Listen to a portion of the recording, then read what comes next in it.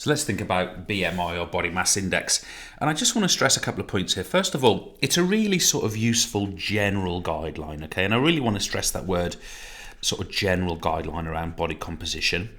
And I want to sort of stress this word here. Body mass index, or the use of body mass index, is an estimation of body composition. We are not measuring body composition here.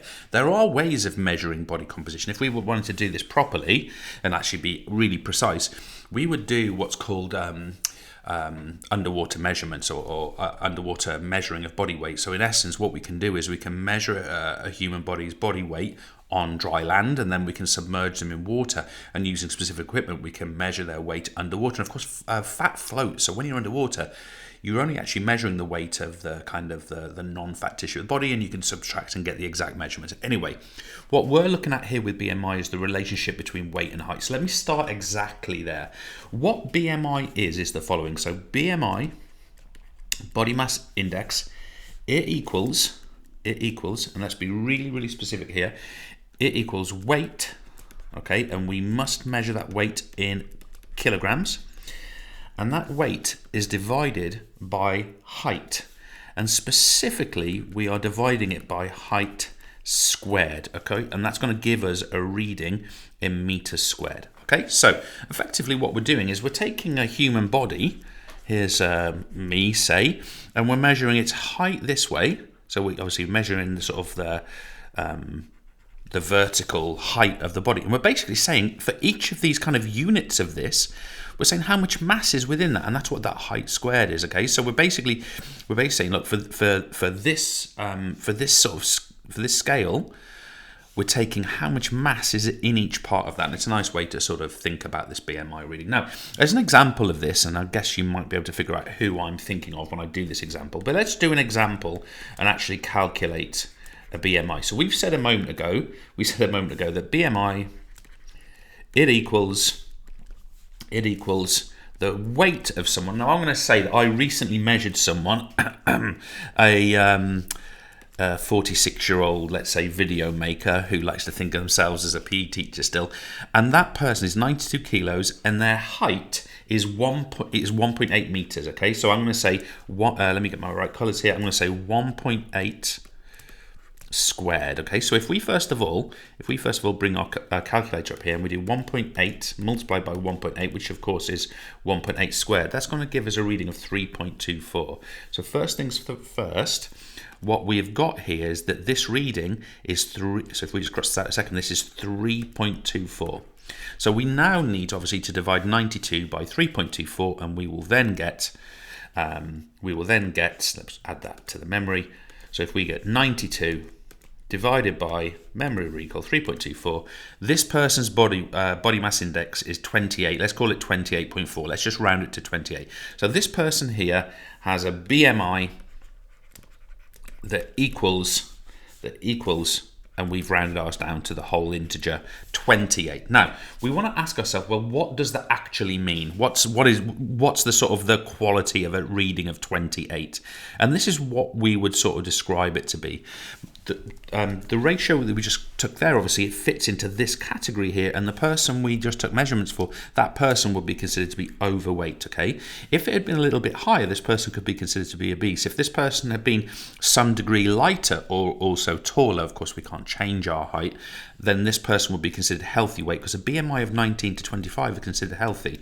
If this person lost a great deal of mass, this person would be considered to be underweight if they had a BMI of less than 19. Okay, so some interesting points to sort of raise there. Now, a couple of things I want to sort of stress before we look at how we can use this.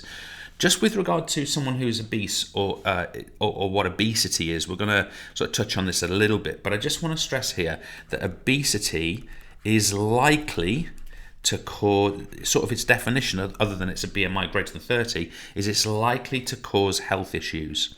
So we can already assume that, when we're performing in PE lessons, when we're performing for school teams, or we're going to extracurricular clubs, we can already make an estimation that being in this category of weight is probably ideally suited to most circumstances.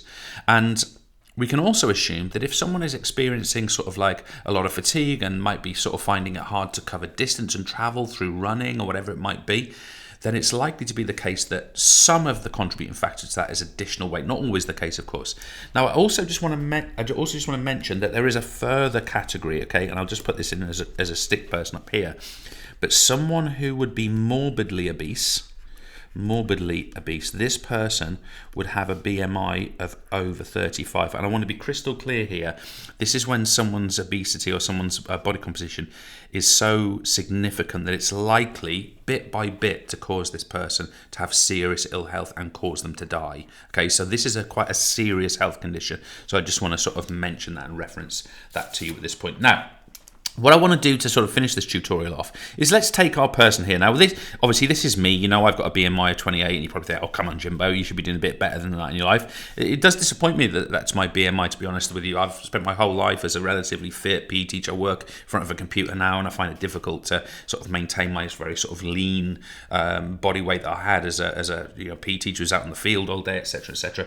But what I want to do now is imagine that this person, me, let's decide that they don't want to be 92 kilos anymore, but specifically they want to get their BMI down, and they want to get their BMI down to 25. Now, we already know why that is, because the BMI of 25 is considered to be the upper limit of the healthy weight. So this person wants to get themselves down to 25. Well, how would we go about actually calculating that? So we know BMI is weight over height squared. So what we can do here is we can just put our numbers into the equation. So we know that this person wants to have a BMI of 25. That's what they're aiming for. Therefore, of course, what they're going to have is they're going to have some weight that they need to be, and that some weight would need to be divided by, of course, the same figure we had before, 3.24. Now, if we knew what that figure was, we would know how light this person had to be to get to this body mass. So what we can do is we can now reverse this equation. So what we can do here is we can say, right, this person wants to be a certain weight. We don't know what that is yet. And that has got to be equal to 25, which is the BMI they're aiming for, multiplied by 3.24. Now, if we now take that reading, and let's actually calculate it here, so let's clear that, and let's do 25 multiplied by 3.24. This is going to give us a reading of 81. So we know that for this individual who's 1.8 meters tall, we know that they need to get, sorry, didn't mean to write that, they need to get down to 81 kilograms. Now, considering that this person is currently 92 kilograms, this means that this person needs to lose 11 kilograms to be of healthy weight. Now, that's quite a lot, 11 kilograms, by the way. That's a significant amount of weight.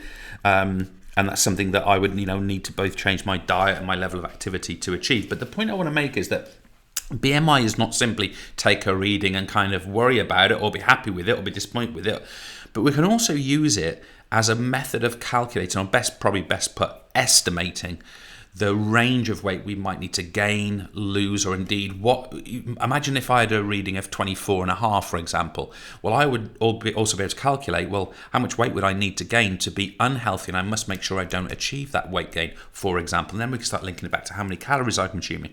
So these methodologies, this BMI, is something that rather than sort of thinking, it's a label, or my BMI is good or it's bad, maybe what we can be thinking, especially as young people, is it's a functional thing. We can use it to go, okay, I'm slightly under where I want to be, I'm slightly over where I want to be. Let's address that by using a certain diet and level of activity to get myself to where I want to be. And I think that is a pretty useful, practical thing for all people. Thank you.